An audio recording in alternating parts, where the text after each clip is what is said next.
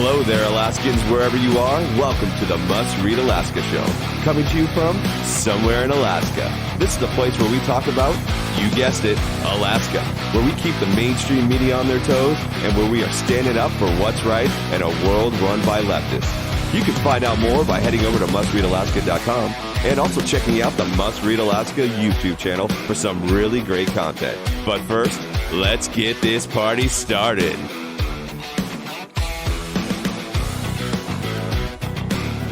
What's good, Alaska? This is Scott Levesque, and you're listening to the Midweek Edition of the Must Read Alaska podcast. Listen, ladies and gentlemen, I can tell you I'm fired up today, and you're going to find out why here just in a few moments. But before we get into any of this stuff and all the debacle that happened on Tuesday night and just a bunch of craziness going on here in Alaska, let me just ask you to take 30 seconds, stop the podcast right now, and go give us a 5-star review. Listen, it's incredibly helpful when people are searching for content that we discuss, topics we discuss, but also just looking for this podcast. It populates much quicker. And if you just are inclined to do so, and we'd love for you to do so as well, give us a written review. It's also great to hear from our listeners. You guys have been incredibly supportive. It's been wonderful to hear from you guys, and I do very much appreciate it. So just take 30 seconds to a minute to just give us a 5-star review and perhaps a written review as well. We really do appreciate it. Well, I can tell you this. Today the gloves are off. I am done. I've got my coffee next to me, so you might hear a little bit of a longer pause than normal because I got to drink my coffee. It's early on a Thursday morning. I'm trying to get this podcast out, and I got to tell you, I have never been more frustrated with a political system than I have here in Alaska, and more specifically Anchorage. There's been plenty going on, and really a crux of it, really the microcosm of what's going on happened on Tuesday night at the assembly meeting, and we'll get to that as well. But there are so many things to cover, a lot of frustrating points. I'm going to be ranting. I'm telling you right now, this is not going to be a news-heavy podcast. This is going to be Scott giving it to you raw and real because I'm done. I'm fed up. And there are many reasons to this. And if you're listening to this podcast and you're a listener here at Must Read Alaska, I would assume that you feel the same way. So when I say this, I understand that I'm giving red meat to the dogs, if you will. I know that I'm giving red meat to the wolves. I know you guys are going to get on board with this.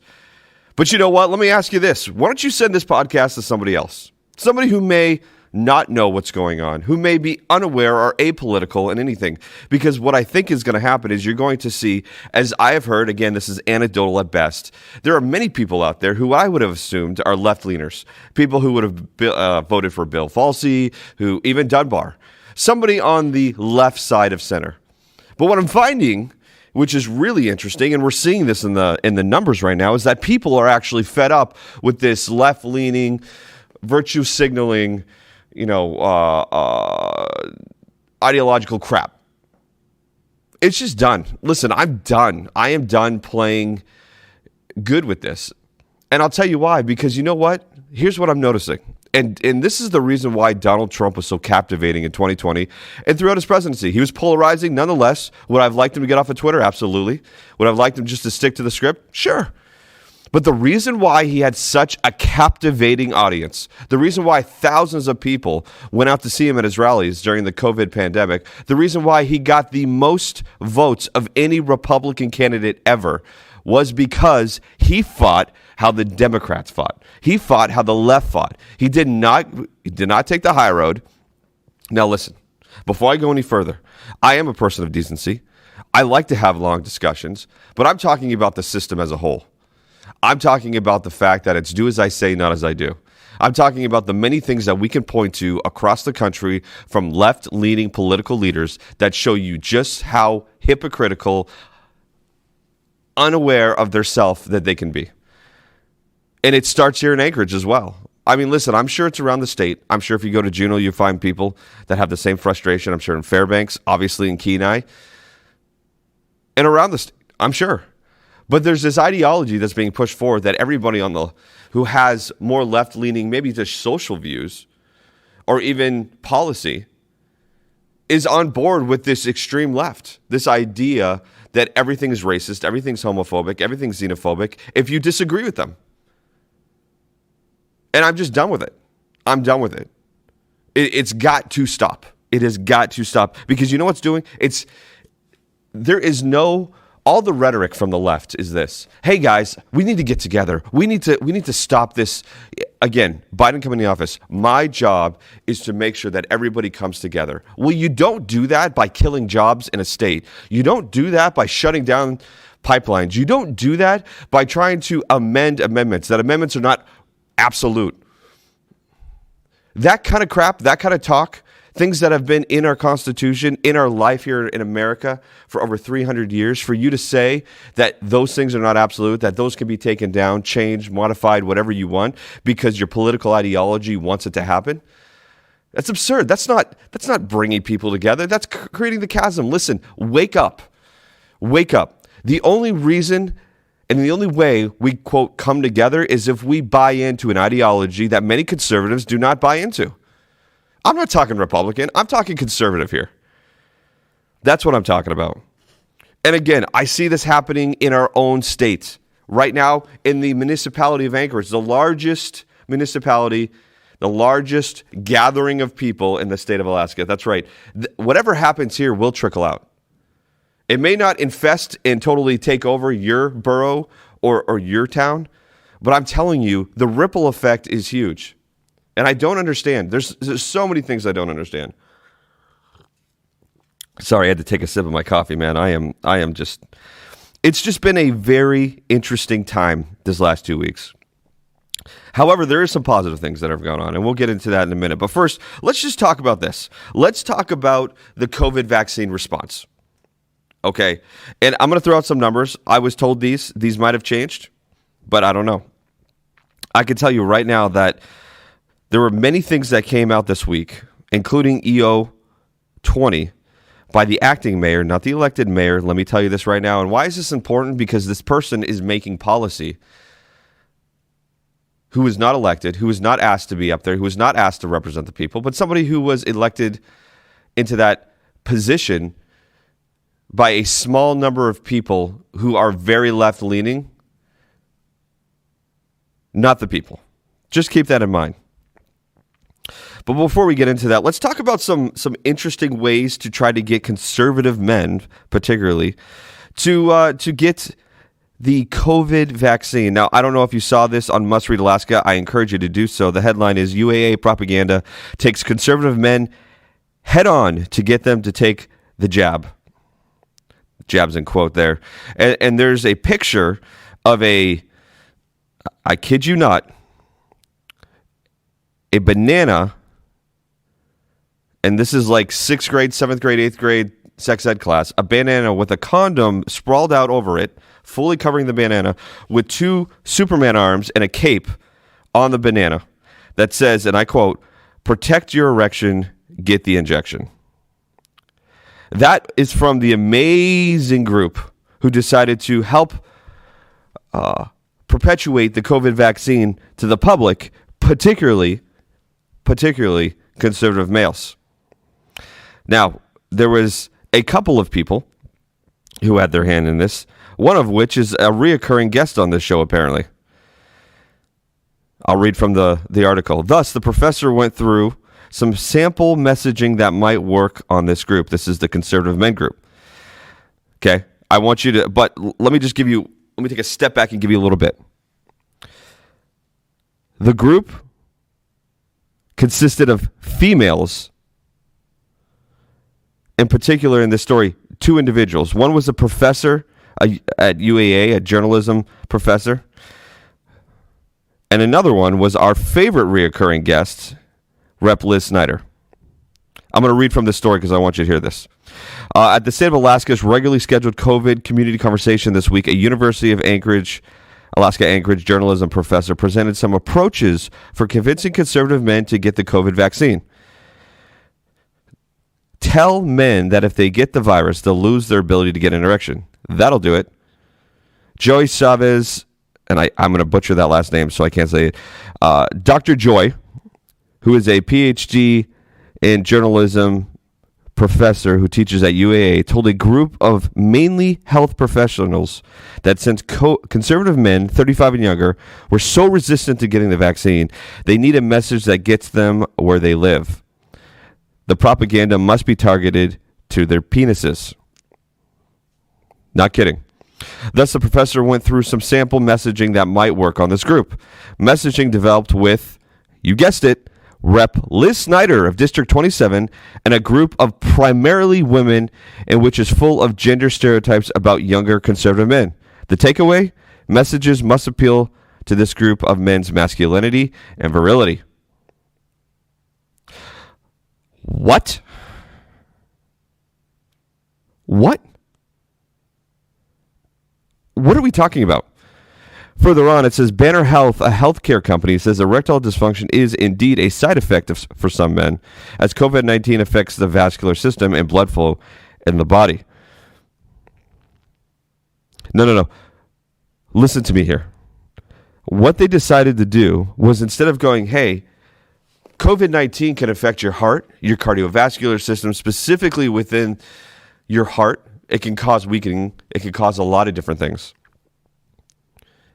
But no, you know what they decided to do? They went right for the family jewels. They went right for the sexual organ that they believe all conservative men care more about than their actual being alive is their erection. Amazing. I'm going to read a little bit more. The state and Anchorage municipal health professionals are working on ways to break down the public's resistance to the COVID vaccine. I will tell you why. This is me talking right now. I will tell you why in a second. I'm going to continue on. And their work is informed by surveys done online as well as in focus groups. The study took into consideration the images from a popular dating app, Tinder, as the group tried to understand the young conservative male mind, which they view as having a greater likelihood to engage in COVID-19 risk behaviors, such as not wearing a mask and not getting a vaccine. So what we're going to do is we're going to appeal to their sexual impulses, because all conservative men are just hungry sexual dogs. At least that's what it feels like. I'll read one more section. Last year, she, Dr. Joy, helped with a study that showed 77% of respondents in Anchorage said they either mildly or strongly support the Berkowitz mask mandate, while only 11% said they would defy it. Quote, communications is really critical. And again, this is Dr. Joy speaking. She said last year to public broadcasting reporters, you want to get the right messaging out to the right group in order for folks to understand and know what they need to do. Well, this is an interesting way to do this, Dr. Joy. To make us, again, listen, there are so many layers to this stupidity right now. I'm going to tell you right now. Protect your erection, get the injection. Now, that's funny on the surface. What's even funnier is this stupid banana with a condom completely covering it with two muscular arms and a cape coming out of the banana. Like a Superman or apparently a Tinder, I'm not on Tinder, but a Tinder-like graphic. This is absolutely absurd. Here's a couple of things why this is absurd. And if you're a conservative male and this is your target, I would take much offense to this garbage. Because you know what? This is applying very elementary-like behavior to conservative men. This is what exactly it is. Now, I would be interested on how this works. Hey, if this works, then I'm completely wrong. But I'm a conservative male. I'm just slightly, I think, outside their particular targeted audience. But nonetheless, just slightly, by a year. But I can tell you this: when I saw this, I thought this was the dumbest thing I've ever seen. This doesn't appeal to me. You know what this does? This actually pisses me off. Because this is an attempt to play to the basic stupidity of what they think men are. You see it all over the place. And listen, I'm not going to go on a diatribe on Hollywood and on the way that our culture portrays men nowadays as dumb, baboonish, stupid, only good for moving stuff type of deal. I'm not going to go down that route. But this certainly, if I were to describe what I'm looking at right here in terms of this ridiculousness, and as of a graphic, I would say that is exactly what it is. You're trying to apply to the very basic primal need quotes that you think we have. And so I would encourage you. UAA propaganda takes conservative men head on to get them to take the jab. That is the title of the article. It's under the 907 tab in Must Read Alaska. Go look at it. And I'm interested, conservative men. When we put this podcast out, tell me what you think. Are you enticed to take a vaccine because there's a banana with a condom on it that has Superman-like features? Does that entice you to take the actual COVID-19 vaccine? Or do you look at it and think the same thing I do, which is, do you really think I'm this stupid? Come on. And to have a primarily female group come up with this, it shows. It shows. You don't know anything about me. This says to me you know nothing about me. It's a catchy little thing. I mean, you rhymed it. Great. There's a whole genre of music that actually goes with rhyming. That doesn't mean that every part of that genre of music's great. There are some that are awesome. But this protects your erection, get the injection. To me, this goes, wow, you'll cancel Dr. Seuss, but you'll let this crap go? This is amazing. This just goes to show you the pop. What are we doing here? But why, you might ask, why is this campaign out? Well, I can tell you why. Because right now, in the municipality of Anchorage specifically, there is not enough people getting vaccinated for the likelihood of what the acting mayor, would like to see. Now, we're going to talk about this EO 20 here, this emergency order 20. I'm going to tell you this. There's a lot in there. She's unrestricted all outdoor gatherings and so forth and so on and whatnot, and that's fine. But really the crux of the matter is this. The acting mayor has said that the emergency orders will not go away. The restrictions that are in place will not go away until 70% of the municipality is vaccinated. So you want to know why these stupid cartoons, these stupid protect your erection, get the injection messaging is out there? Do you want to know why it's out there? And I'll tell you why. It's because they want everybody to be vaccinated, but they're not seeing everybody getting vaccinated. The last number I heard was that the municipality only had 36% of the population was vaccinated. That might be a wrong number. That's the last number I heard. That's a far cry from 70. But listen, ladies and gentlemen, this should not come as a surprise to you. No. See, if you've been paying attention all along, you would have known that this number was not pulled out of the air. Nope.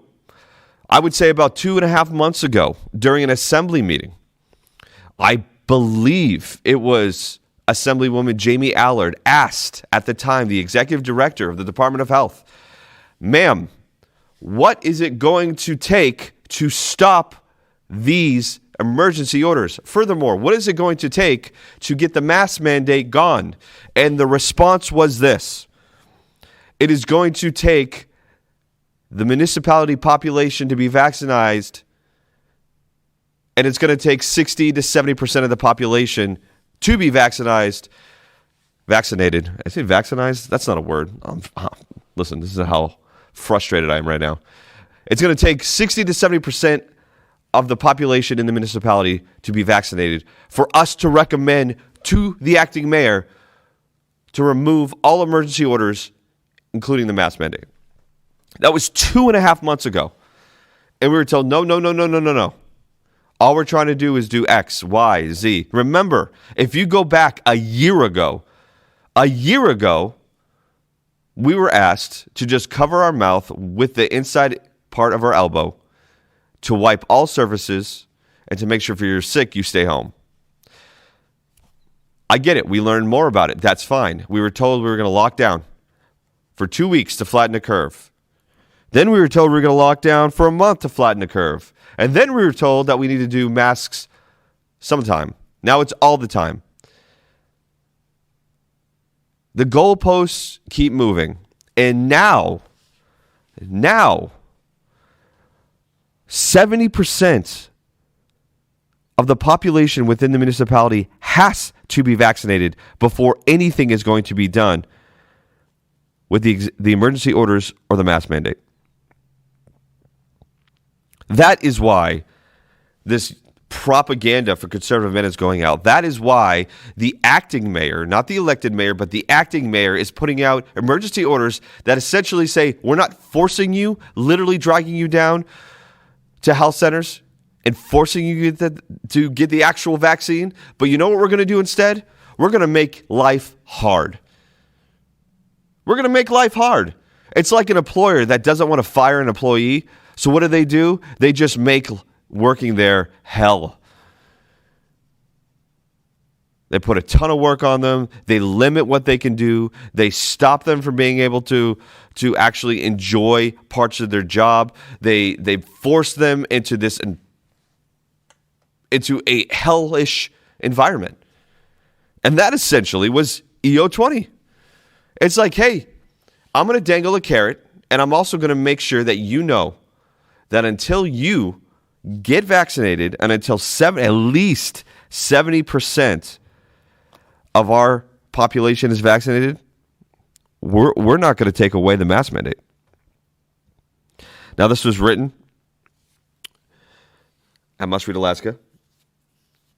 I'm going to tell you the title here in a second. Mayor moves goalpost again. Now, it's 70% vaccinated rate to lift city mandates. Oh, well, there you go. That's where I got the number from this article. So far, some 36% of Anchorage residents 16 or older are fully vaccinated, the city reports. I'm going to read a little bit of this to you. The order, EO20, requires masks and limited contact outside of one's household. Indoor gatherings limited to 25 with food or 35 without food.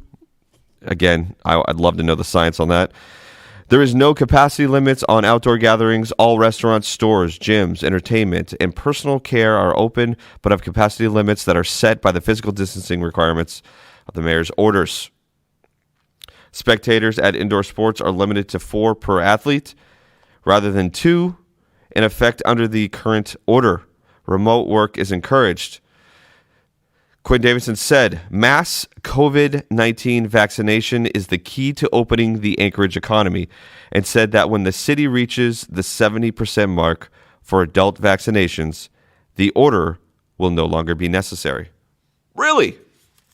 Really? It's very interesting. Where's that number coming from? 70%? And is that herd immunity? What are we talking about here? There is absolutely nothing that is applied in science to this quote. Nothing. You know what it is? It's exactly what I told you earlier in this conversation. The Department of Health here in Anchorage put that number in her head back about 2.5 months ago at the assembly meeting. This was never about flattening a curve. This was never about trying to restore businesses in the economy. No, this was never about that. And you know why? Because at the end of the day, we're right here, right now. And there's a requirement to get 70% of the people in the municipality vaccinated before any of these mandates are going to be lifted. Does that feel like a bait and switch to you? Certainly does to me. Definitely feels like a bait and switch. Where's that 70 number coming from? It would be good to let the people know why 70% of the population needs to be vaccinated before you lift these mandates. Please tell us, is that considered herd immunity? What is it? What is that? And why do you think only 36% of the population has gotten the vaccination? Is there a reason? Do you know why? Have you asked the people? No. Because we don't ask community members. We don't ask our constituents, our people we represent, why we don't want the vaccination. Why would we do that? We just get in the office and we do what we want to do.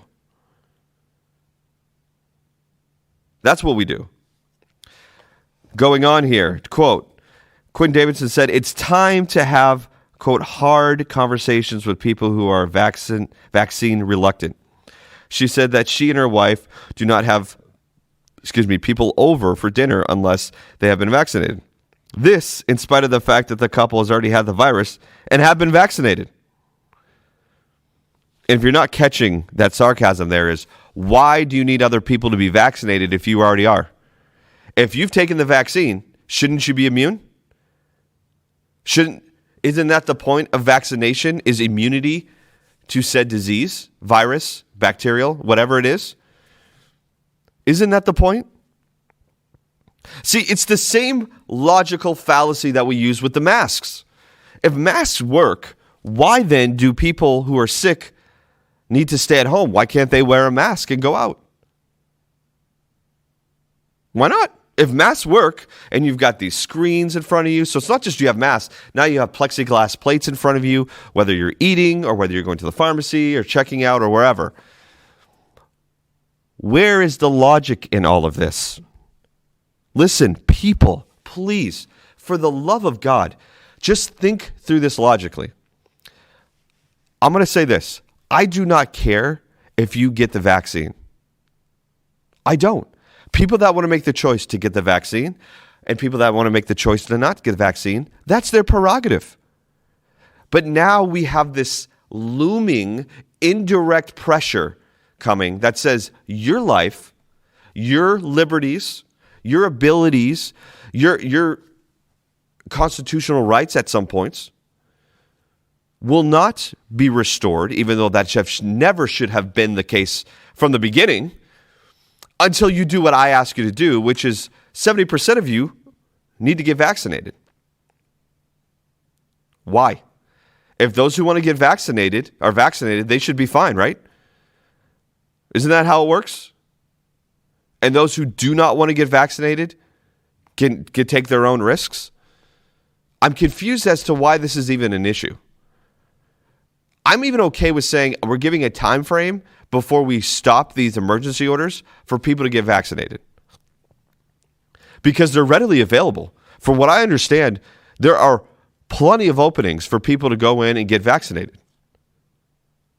But why are they not getting vaccinated? Have you ever thought, acting mayor, of asking the population why they're hesitant to take the vaccine? Instead of putting up, hey, don't lose your erection, get the injection propaganda and crap, why don't you ask why people are not getting the COVID-19 vaccine? I've been in marketing for a long time, and the one thing we never do is assume we know what people are thinking. We always make sure we know what people are thinking. Unfortunately, the politicians and the people making decisions for this municipality do the very opposite. As a matter of fact, it's even a derivation of that. They think they know what people should be thinking, and yet don't, but will enforce the things they want people to think into policy anyways. It's amazing to me. Oh my gosh, ridiculous. Which leads us into our just final thing about the municipality here right now, because it just doesn't get any better. And the crap show that was Tuesday night's assembly meeting. Once again, at the forefront of all this is Mr. Felix Rivera, the man who is on the recall, who beat the recall, and that is another tale for another time, and now is emboldened to be the man who decides when people could speak, when they start public testimony, when they'll end it. He's the man that will say whatever he likes in slow, painful agony, like I am right now, about other assembly members, stringing it out for a couple minutes, not actually saying what he's trying to say, but scooting around the issue to just make it into theater and pageantry, because that's what Felix does. Listen, I don't know what happened with the recall effort, and I'm not here to put blame on anybody. But with the final vote being that Felix will not be recalled, it is going to be a long couple of years. It is going to be excruciating. And let me tell you something. If you want it to get worse, don't vote. If you want things to get worse, then you're not going to vote in the runoff. I'm telling you right now, last Tuesday night was just a smidgen of what's going to happen. It's just the tip of the iceberg for what's about to happen here in Anchorage. Because now that Rivera has beat the recall, you guarantee he's going to be marching in with everything he has to make sure his agenda is fulfilled. And remember, The messaging out of his camp was everybody who's against him is homophobic. Everybody who's against him is this, that. I mean, every name you could think of. Racist. It's not the case, man. Again, it's just gross. People were against Felix because of the policies he was putting into place, not because of him personally. But they made it personal. They made it personal. The messaging was all about personal. But Tuesday night was a crap show. It certainly was. If you didn't get a chance to watch it, well, you kind of missed more of the same. It was excruciatingly difficult to watch. It was once again a terrible display of leadership within our municipality, particularly our assembly. And we continue to go down this path, and I'll tell you why. We go down this path because at the end of the day, we have elected and allowed people to get into office that are just absolutely incapable. They're not at all capable of actually leading well. They're not. They're not capable at all. And why are they not capable? Well, I'll tell you. There's two reasons why they're not capable. Number one is they don't actually care about what their full constituents believe or want. You know what they do care about? They care about themselves, where their money they're getting. That is where they care. That is where they care. So let's start with incident number one. There was a gentleman by the name, and I can't remember. I'm going to butcher his name. I think it's Damian Turchetto. Turchetto? I can't remember. A gentleman came up and was going to give a public testimony. From all understanding, public testimony started late. It did not start when it was supposed to at, I believe, 5:15. It started later. And there's 30 minutes of public testimony. And Felix cut it off early because, of course, when there's public testimony this last year, it's been all about how disappointed. It's the public's opportunity to finally express their frustration because clearly, the assembly's not listening to their constituents, or you wouldn't have this every assembly meeting. But once again, that's just me thinking logically and thinking like a human and not just thinking where my money comes from. Again, this is what it seems like, or what only a political ideology wants. If you represent an entire district, that is a mixture of political ideology. It's a mixture of policy. It's all that. But I don't feel like that's the case when it comes to what the assembly hears. So this gentleman, Damon Turchetto, made a point to say, hey, I know the charter, and the charter says X, that you need to give 30 minutes of public testimony. And because you started late, that only extends the public testimony. It doesn't cut it off. Well, Felix didn't like that. So Felix cut him off, and the man kept going. And he didn't yell. He spoke very direct. Who knows? I have a voice that carries. So I get it, but we could pick him up on the mic. And essentially, he was telling him this is unfair. This is why people are having a hard time with this assembly, because once again, you're playing by your own rules. You're not playing by what the charter says. And he's bringing all this up. And you know what happens? Felix and everybody else gets up. Forrest Dunbar couldn't get out of there faster. That's another side tale there. Let's talk about how your potential mayoral candidate could not wait to get out of there faster. He could not wait to hightail it out of there. Is that what's going to happen when things get tough? If he becomes mayor, he's just going to hightail it out of there? But he could not wait to get out of there. So then what happens? He continues on. They're leaving. He's just letting them know. And then the police are involved. And what ends up happening is that Damon gets arrested. He is charged with trespassing. And he's got a court date. Now, I don't blame the police officers for this. What I blame the assembly. I blame the assembly. And here's why. Because this goes down to something very simple and fundamental. People who do not feel like they're being heard or represented will find a way to be heard and represented, one way or another. And thus, you have assembly meetings on Tuesday night when you have dozens of people coming and wanting to publicly testify, and just letting the assembly know how terrible their decision making has been, how terrible their leadership has been, how one-sided their policy making has been, how ridiculous the way they speak to people have been, how ridiculous it is to read the emails between assembly members have been. And you know what? They don't like it. And you know why they don't like it? Because they know it's true. Because people that get constructive criticism, that can't take it, know it's true, and they don't want to hear it. They'd rather walk away, sit behind chambers, eat some meals, not have to be held accountable. It's a lack of accountability is what it is. And that was the assembly meeting on Tuesday night. But no. Listen, ladies and gentlemen, remember what I said in the very beginning of this show. It's not about what I say.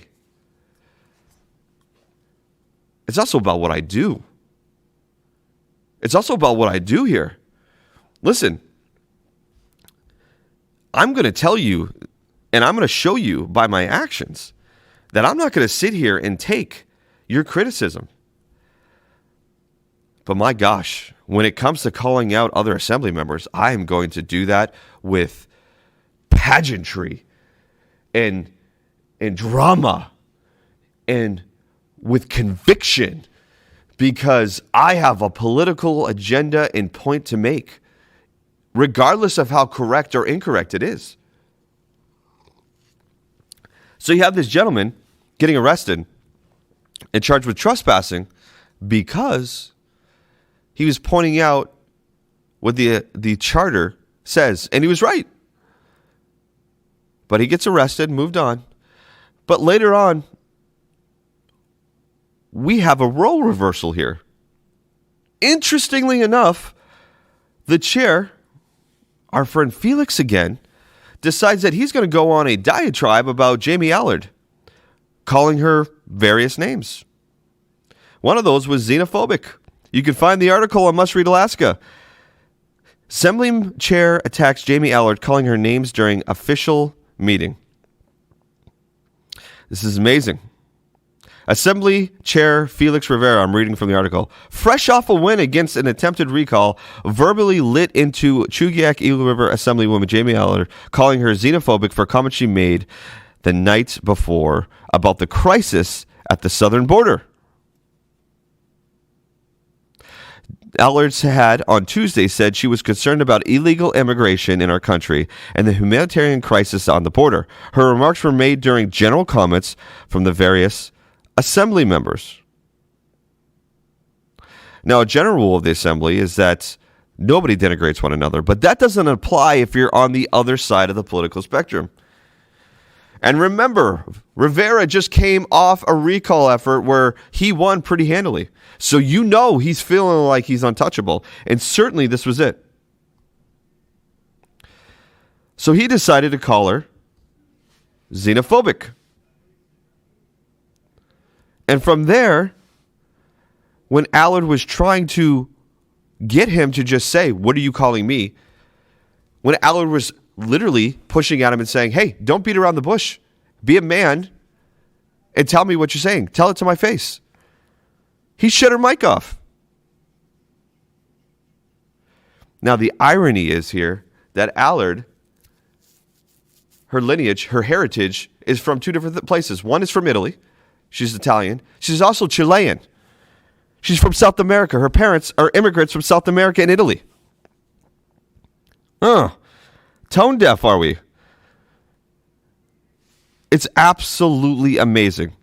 I'm going to read further. Assemblymember Christopher Constance could be heard saying into his mic that Allard had not objected properly, and therefore it was her fault that the personal attack was made.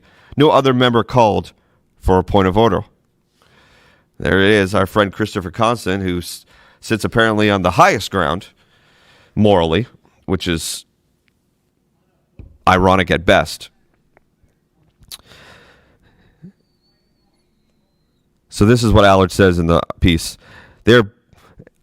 Allard is a first-generation American. Her parents are from Chile and Italy. And she says, they are both legal immigrants who came over the right way. My entire family speaks Spanish, she said after the meeting. I'm so fed up with people using their race as a crutch. She goes on, tonight I was the target of an unprecedented personal attack by the chair of the assembly during an official meeting. By the way, I love this political banner. We can't actually say their name. We just say their position or where they're representing. Like, listen, I'm from New England originally, Boston. That's probably why I'm so abrasive. It's probably why I don't really give a rip right now. But let's just call people out. And I know we're trying to have, quote, decorum, but it's just, there's such a lack of it that it just comes off weird to me. She goes on, not only were his comments slanderous and baseless, but clearly demonstrated an abuse of power. One, because he shut off her mic, in violation of the assembly rules by the chair of the assembly. He's using his position in an unethical manner, Allard said. I will not stand quietly by while my character is attacked in an official meeting by Felix Rivera today or any other day. See, by the end of the quote, she's finally just fed up and actually just uses his name instead of the chair of the assembly, which to me it's just weird to hear, like the assemblywoman from Chugiak Eagle River. It's like Jamie Allard. Just say her name. Just like, this is ridiculous. Well, there we go. There's your assembly. There's your leadership. Instead of actually working together, anybody against the political ideology of the left is now outcast. And unfortunately for Jamie Allard, she is on the wrong side of the political spectrum for that particular assembly. Because most, if not all of them, outside of Jamie Allard and maybe Crystal Kennedy, I don't know Crystal that well, are very hard left-leaning people. So, and that's what you have. It is absolutely absurd. It is disgusting. I think, again, the fact, and I know Jamie. I know that she is a first-generation American. I know her parents immigrated from Italy and Chile. So I know this about it. So hearing this to me it marks such tone-deaf lack of self-awareness by this assembly, particularly by this individual, the chairman, the assembly chair, since we can't say his name. Felix lacks such self-awareness and idiocracy in this. It's almost too stupid to comment on.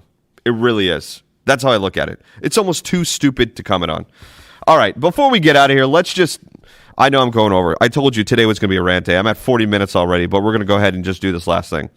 Okay, let's look at the race. And I want to encourage everybody